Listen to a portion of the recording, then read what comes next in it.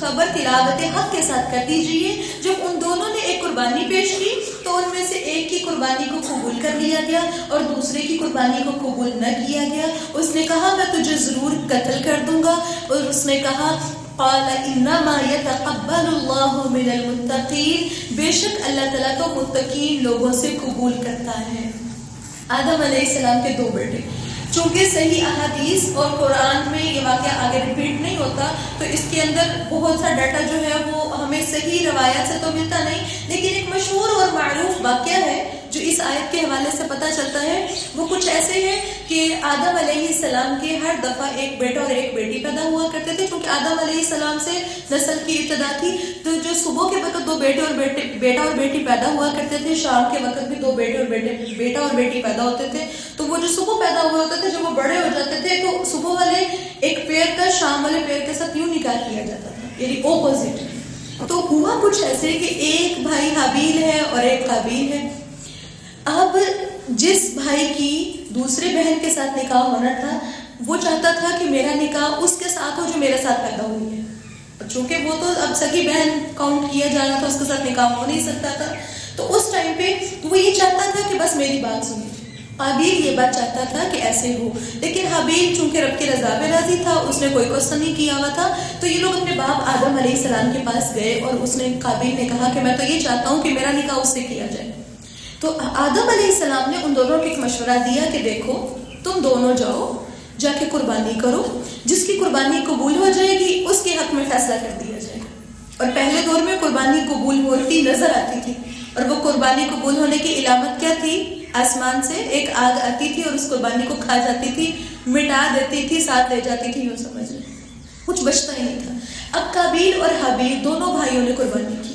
ملتا ہے کہ حابیل نے ایک جانور ذبح کیا، بکری ذبح کی، اور جو قابیل تھا وہ اپنے کھیت میں سے جا کے کچھ نہ کچھ توڑ کے لا کے اناج اور دانے لا کے اس طرح رکھتے ہیں. اب دونوں کی قربانی پڑی ہے، آسمان سے آگ آتی ہے اور آ کے حابیل کی قربانی کو کھا جاتی ہے.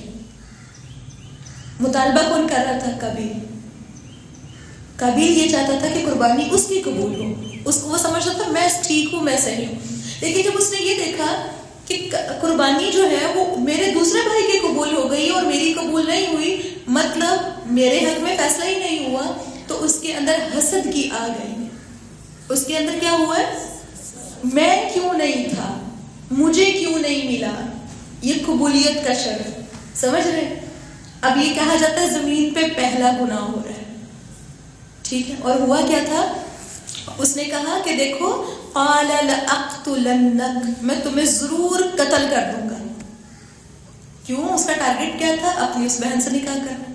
وہ ایک علیحدہ چیز ہے، لیکن اس سے یہ برداشت نہیں ہوا. اصل کہانی یہ ہے کہ اس سے برداشت نہیں ہوا کہ قبول اس کی کیوں ہوئی، میری کیوں نہیں ہوئی. تو اب جو حابیل ہے بڑا ہمبل بچہ ہے، بڑا ہمبل شخص ہے. وہ کہنے لگا دیکھو انما یتقبل اللہ من المتقین، اللہ تعالیٰ تو قربانیاں قبول کرتا ہے، اللہ عبادتیں بھی قبول کرتا ہے، لیکن صرف متقین کی.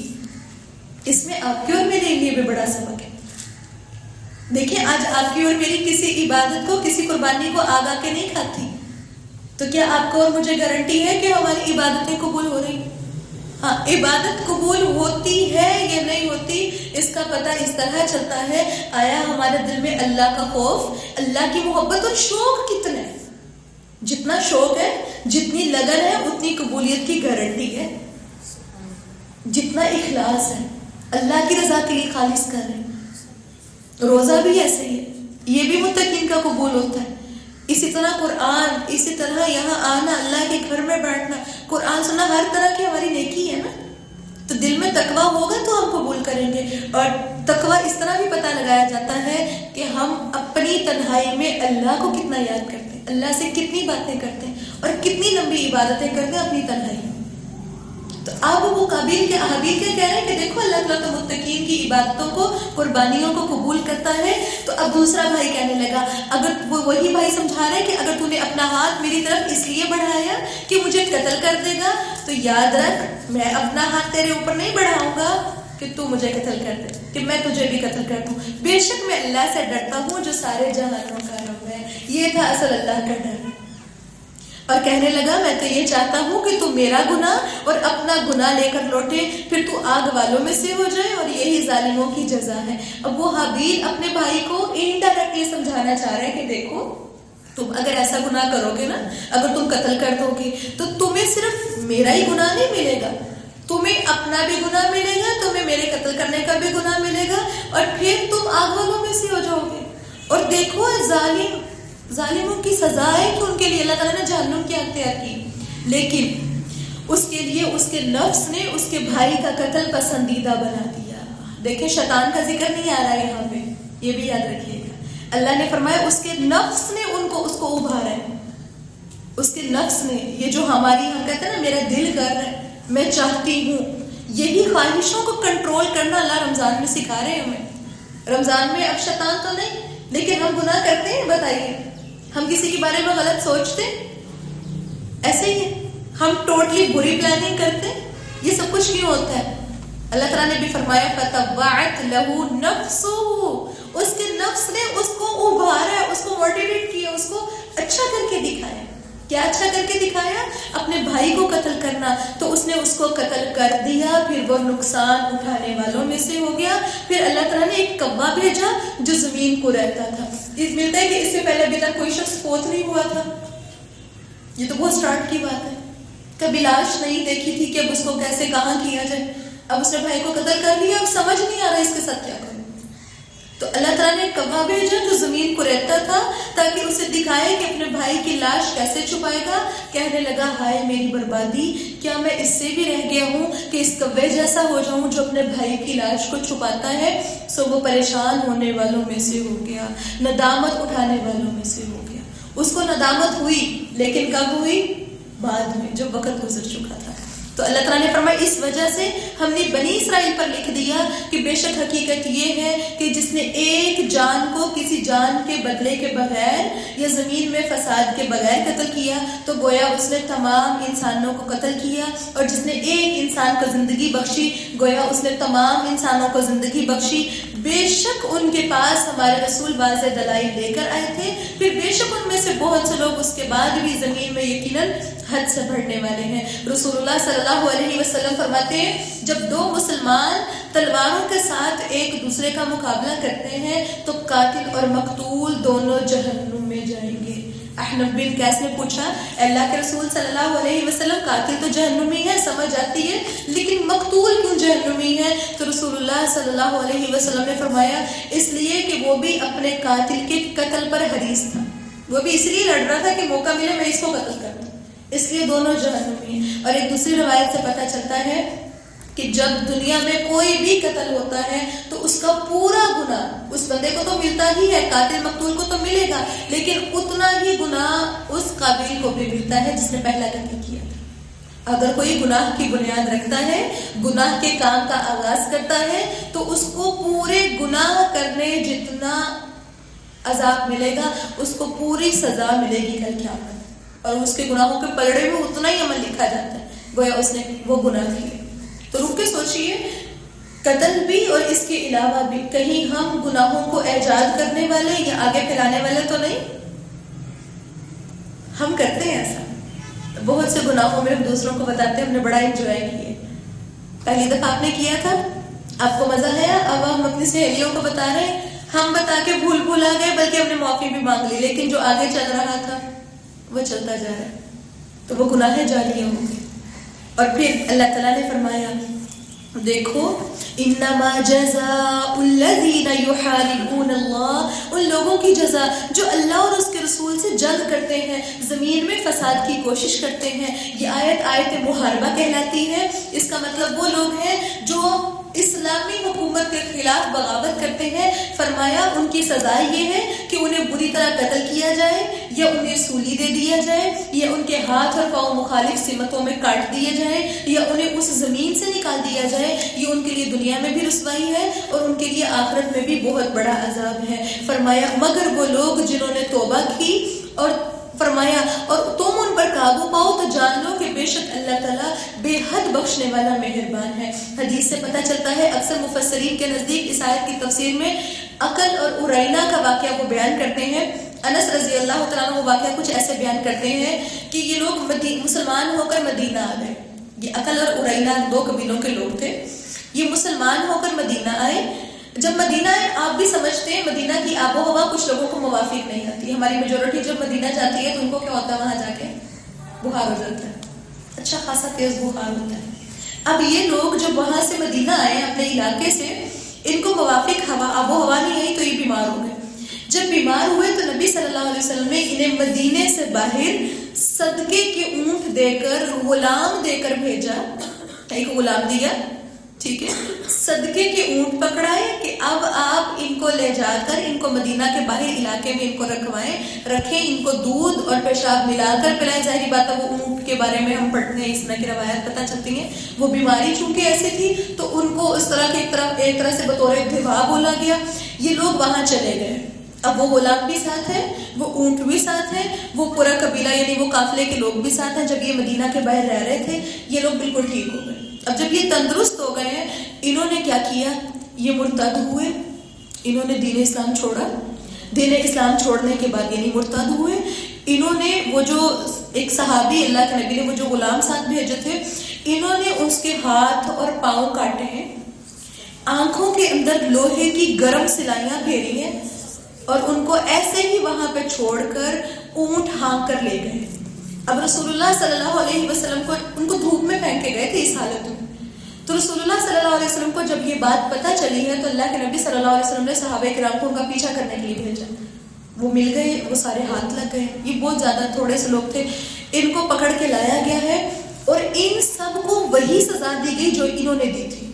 کیا کیا گیا, ہاتھ اور بازو کٹوائے گئے, آنکھوں میں گرم سلائیاں پھیر کے ان کو بھی آگ میں پھینکا گیا, دھوپ میں پھینک دیا گیا. کیوں؟ کیونکہ یہ بدلہ تھا, ان کے ساتھ اچھا سلوک کیا گیا. اور ایک بات ہم کیا جانتے ہیں, مرتد کو قتل کرنا چاہیے. تو ان کے گناہ کافی سارے اکٹھے ہو گئے تھے, مرتد بھی تھے یہ لوگ. پھر انہوں نے اونٹ بھی ہانکے تھے جو صدقے کا مال تھا, اور یہ ایمانت تھی جو رسول اللہ کو واپس لوٹانی تھی. پھر غلام جو ان کے حوالے کیا گیا تھا انہوں نے اس کو بھی قتل کیا.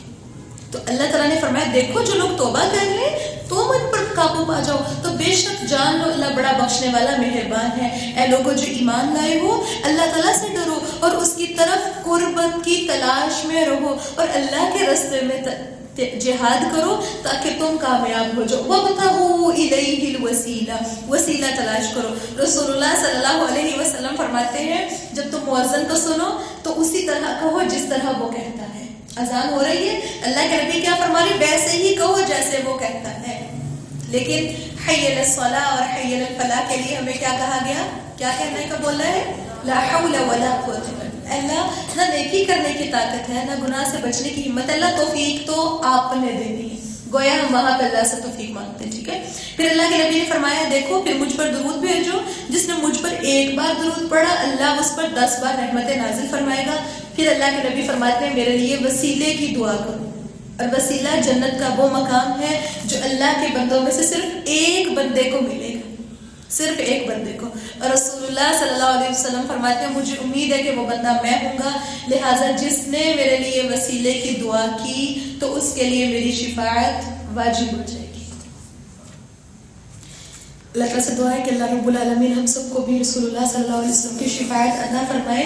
اور فرمایا بے شک جن لوگوں نے کفر کیا اگر واقعی ان کے پاس زمین میں جو کچھ ہے وہ سب اور اس کے ساتھ اتنا اور بھی ہو تاکہ وہ اس کے ساتھ قیامت کے دن کے عذاب سے فدیے میں دے دیں تو یہ ان سے قبول نہیں کیا جائے گا, اور ان کے لیے تو دردناک عذاب ہے. وہ چاہیں گے کہ آگ سے نکل جائیں حالانکہ وہ اس سے ہرگز نکلنے والے نہیں, اور ان کے لیے ہمیشہ رہنے والا عذاب ہے. والسارق والسارقۃ فاقطعوا ایدیہما, اللہ تعالیٰ نے فرمایا چور مرد ہو یا چوری کرنے والی عورت ہو دونوں کے ہاتھ کاٹ دو اس کی جزا کے لیے جو ان دونوں نے کمایا ہے, اللہ کی طرف سے عبرت کے لیے, اور اللہ تعالیٰ سب پر غالب اور کمال حکمت والا ہے.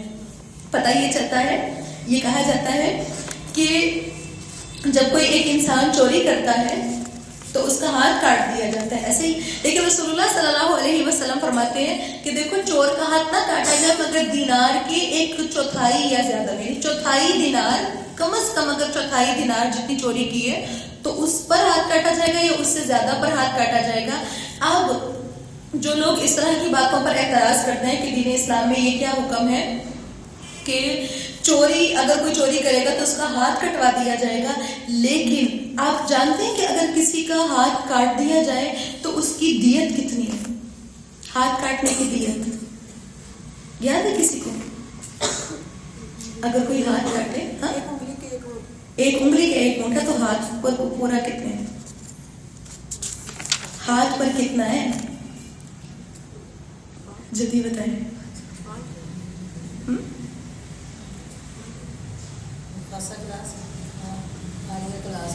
50 اونٹ۔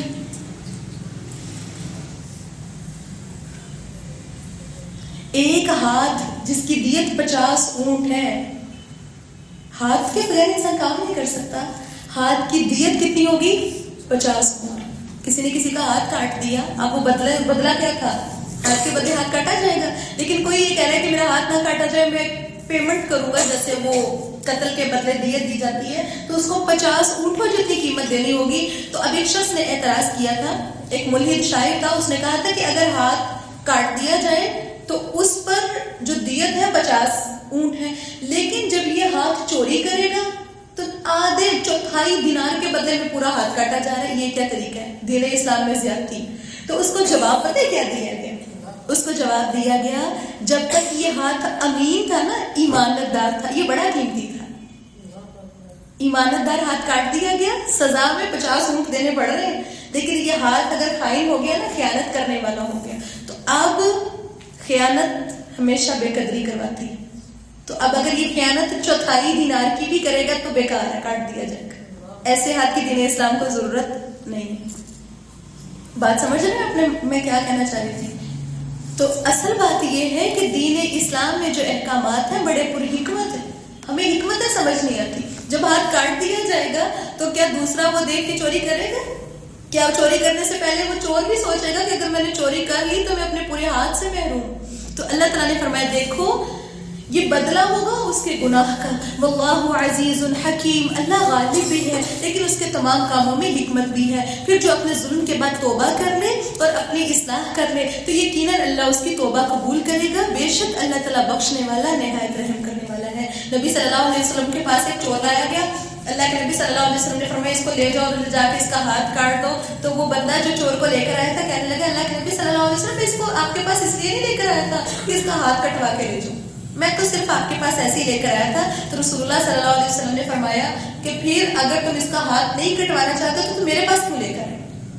مطلب اگر آپ اس کو شرعی سزا نہیں دلوانا چاہ رہے تو پھر آپ اس کو عدالت میں کیوں لے کے جا رہے ہیں؟ اسی طرح ایک بات یہ پتہ چلتی ہے کہ اگر معاملہ عدالت میں جانے سے پہلے کوئی توبہ کر لے، کوئی معافی مانگ لے تو اللہ تعالیٰ اس کی توبہ قبول کرنے والے، ٹھیک ہے۔ اور پھر اللہ تعالیٰ نے فرمایا کیا تو نہیں جانتا کہ بے شک اللہ تعالیٰ ہی ہے جس کے پاس آسمانوں اور زمین کی بادشاہی ہے، وہ جسے چاہتا ہے عذاب دیتا ہے، جسے چاہتا ہے بخش دیتا ہے، اور اللہ تعالیٰ ہر چیز پر پوری طرح قدرت رکھنے والا ہے۔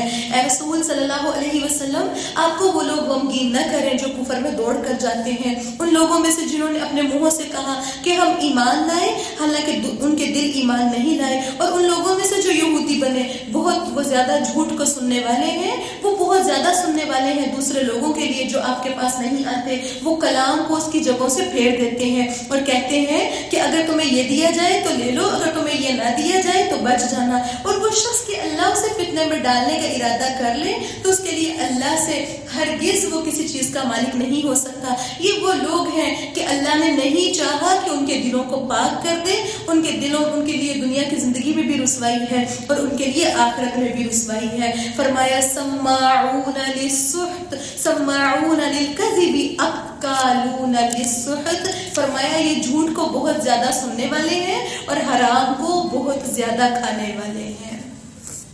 کیا ہم کثرت سے جھوٹ تو نہیں سنتے؟ رک کے سوچیے، کیا جھوٹ، دیکھیں جاسوسی کرنا اس میں شامل ہے، غیبت سننا اس میں شامل ہے، لیکن اس کے ساتھ ساتھ یہ جو ہمارے ہاں کامیڈی شو ہوتے ہیں، مذاق کے طور پر جو جھوٹ بولے جاتے ہیں، کیا ہم وہ جھوٹ نہیں سنتے؟ رک کے سوچئے، جو ڈرامہ سیریلز ہوتے ہیں کیا یہ سچائی پر مبنی ہوتے ہیں؟ کیا ہم ان کو نہیں سنتے؟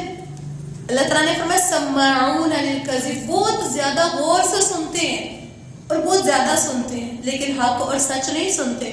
کیا سنتے ہیں؟ جھوٹ سنتے ہیں، جھوٹی باتیں سنتے ہیں. اکالون للسحت، دوسری خرابی ان کے اندر کیا ہے؟ ان کا کھانا حرام ہے. فرمایا اگر وہ آپ کے پاس آئیں تو ان کے درمیان فیصلہ کریں یا ان سے منہ پھیر لیں. اگر آپ ایسے لوگوں کے اندر فیصلہ کر بھی دیں تو وہ ہرگز آپ کو نقصان نہیں پہنچائیں گے. اور فرمایا تو آپ ان کے درمیان اگر فیصلہ کریں تو انصاف کے ساتھ فیصلہ کریں، بے شک اللہ تعالیٰ انصاف کرنے والوں سے محبت کرتا ہے. اور ساتھ ہی فرمایا وَكَيْفَ يُحَكِّمُونَكَ، اور وہ آپ کو کیسے منصف بنائیں گے جبکہ ان کے پاس تورات موجود ہے جس میں اللہ کا حکم بھی موجود ہے، پھر وہ اس کے بعد تو پھر جاتے ہیں اور یہ لوگ مومن نہیں. إِنَّا أَنزَلْنَا التَّوْرَاةَ فِيهَا هُدًى وَنُورٌ، اللہ تعالیٰ نے فرمایا دیکھو اس سے پہلے ہم نے تورات نازل کی تھی، اس میں بھی روشنی تھی، اس میں بھی ہدایت تھی، وہ اس کے مطابق فیصلہ کرتے تھے. انبیاء جو فرما بردار تھے ان لوگوں کے لیے جو یہودی بنے اور رب والے اور علماء، اس کے لیے وہ اللہ کی کتاب کے محافظ بنائے گئے تھے اور وہ اس بات پر گواہ بھی تھے. تو تم لوگوں سے نہ ڈرو، فرمایا صرف اور صرف مجھ سے ڈرو. اور فرمایا میری آیات کے بدلے تھوڑی تھوڑی قیمت نہ لو اور جو اس کے مطابق فیصلہ نہ کرے جو اللہ نے نازل کیا ہے تو وہی لوگ کافر ہیں. اور فرمایا وَكَتَبْنَا عَلَيْهِمْ فِيهَا، ہم نے ان کے لیے ان کی کتاب میں لکھ دیا تھا کہ جان کے بدلے جان ہے، آنکھ کے بدلے آنکھ ہے، ناک کے بدلے ناک ہے، وَالْأُذُنَ بِالْأُذُنِ، کان کے بدلے کان ہے، وَالسِّنَّ بِالسِّنِّ، دانت کے بدلے دانت ہے، اور سب زخموں میں برابر بدلہ ہے. پھر جو اس قصاص کا صدقہ کر دے تو وہ اس کے لیے کفارہ ہوگا، اور جو اس کے مطابق فیصلہ نہ کرے جو اللہ نے نازل کیا ہے تو وہی لوگ ظالم ہیں. رسول اللہ صلی اللہ علیہ وسلم کے پاس دو شخص آئے ہیں، اب وہ آپس میں لڑ کے رہے تھے. اب ایک بندہ کہنے لگا کہ اللہ کے نبی صلی اللہ علیہ وسلم اس نے میرے دانت توڑ دیے ہیں لہٰذا اس کو قصاص دلایا جائے. اب وہ قصاص کیا مانگ رہا تھا کہ اللہ کے نبی اب اس کے بھی دانت توڑ دیے جائیں. تو رسول اللہ صلی اللہ علیہ وسلم نے جو پورا معاملہ پوچھا ہے تو دوسرا بتانے لگا کہ اللہ کے نبی صلی اللہ علیہ وسلم یہ میرے ہاتھ کو کاٹ کھا رہا تھا، ہاتھ پہ کاٹا ہوا تھا، جب میں نے زور سے ہاتھ کھینچا تو اس کا دانت بھی ٹوٹ گیا. تو رسول اللہ صلی اللہ علیہ وسلم نے فرمایا تم لوگوں کے لیے کوئی قصاص نہیں ہے. کیوں؟ کیا وہ اپنا ہاتھ تیرے منہ میں رہنے دیتا کہ تو اس کو چبا کے کھا ڈالا جاتا؟ تو مطلب کیا ہے کہ بدلہ تو تم خود لے آئے ہو. اس نے وہ کاٹ رہا تھا، اس نے ہاتھ کھینچا تو ٹوٹ گیا. یہ کہنے کہ جان بوجھ کے تم سے کوئی ایسا کام نہیں کیا گیا، تم نے کیا تو اس کے بدلے میں تمہارے ساتھ ایسے. اور اسی طرح رسول اللہ صلی اللہ علیہ وسلم کے پاس ایک یہودی کا معاملہ لایا گیا تھا جس نے ایک بچی کا سر کچلا تھا پتھر پر رکھ کر. تو اس یہودی کا سر وہ کوشش کر رہا تھا کہ اللہ کے نبی کے پاس جا کے معاملہ حل کروا لے، کیونکہ ہماری کتاب میں تو لکھا ہوا ہے کہ ایسے ہی سزا ملے گی. تو اللہ کے نبی کے پاس آیا تھا تاکہ معاملہ کسی اور طریقے حل کروایا جائے، لیکن قرآن میں بھی چونکہ وہی معاملہ تھے تو اس یہودی کا سر بھی پتھر میں رکھ کے کچل دیا گیا تھا. ہمارا دین بڑا خوبصورت دین ہے، جو کرے گا جیسا کرے گا ویسا بنے گا. تو اللہ تعالیٰ نے فرمایا دیکھو ہم نے ان کے پیچھے ان کے قدموں کی نشانوں پر عیسیٰ ابن مریم کو بھیجا جو اس سے پہلے تورات کی تصدیق کرنے والا تھا، اور ہم نے اسے انجیل دی جس میں ہدایت اور روشنی تھی، اور اس کی تصدیق کرنے والی جو اس سے پہلے تورات تھی اور متقی لوگوں کے لیے ہدایت اور نصیحت تھی. اور لازم ہے کہ انجیل والے اس کے مطابق فیصلہ کریں اور جو اللہ نے اس میں نازل کیا ہے، اور جو اس کے مطابق فیصلہ نہ کرے جو اللہ نے نازل کیا ہے تو وہی لوگ نافرمان ہیں. اور فرمایا اور ہم نے تیری طرف یہ کتاب حق کے ساتھ بھیجی اس حال میں کہ اس کی تصدیق کرنے والی ہے جو کتابوں میں سے اس سے پہلے ہے اور اس پر محافظ ہے، بس ان کے درمیان اس کے ساتھ فیصلہ کر جو اللہ نے نازل کیا. اور فرمایا ان لوگوں کی خواہشات کی پیروی نہ کریں. وہ لوگ اللہ کے نبی کے پاس آتے اس لیے تھے کہ اللہ کے نبی شاید ہماری بات مان لیں گے اور ایسا ہمارے مطابق فیصلہ کر دیں گے. تو اللہ تعالیٰ نے فرمایا آپ ان کی خواہشات کی پیروی نہ کریں، اس سے ہٹ کر جو حق میں سے آپ کے پاس آیا ہے تم میں سے ہر ایک کے لیے ہم نے ایک راستہ اور ایک طریقہ مقرر کیا ہے. اگر اللہ تعالیٰ چاہتا تو تمہیں ایک امت بنا دیتا، لیکن تاکہ وہ تمہیں اس میں آزمائے جو اس نے تمہیں دیا ہے. یہ فرقہ واریت کا معاملہ پتہ ہے کیوں ہوتا ہے؟ کیونکہ یہ اللہ کی طرف سے آزمائش. یہود و نصارہ میں فرقے تھے، یہود اور نصارہ یہ خود بھی فرقے ہیں، ٹھیک ہے. تو اللہ تعالیٰ نے فرمایا یہ فرقہ واریت رکھی کیوں ہے؟ تاکہ اللہ تمہیں آزمائے کہ جو اللہ کی طرف سے حق آیا ہے اس تک کون پہنچتا ہے. یہ جو فرقہ حواریت کی جنگ میں ہم بھی پڑے ہوئے ہیں، اصل میں اس میں آپ کی اور میری بھی آزمائش ہے. آیا ہم میں سے کون حق کی طرف پہنچتا ہے، کتنی ایفرٹ کرتا ہے حق تک جانے کے لیے. تو اللہ تعالیٰ نے فرمایا دیکھو بس نیکیوں میں ایک دوسرے سے آگے بڑھتے رہا کرو، فرقہ واریت کی جنگ میں نہ پڑو، بلکہ کیا کرو، فاستبقوا الخیرات، نیکیوں میں سبقت لے جاؤ. اور نیکی کب ملے گی؟ جب ہم کوئی بھی کام اللہ کے نبی کی سنت، اللہ کے بتائے ہوئے قوانین کے مطابق اللہ کی رضا کے لیے کریں گے.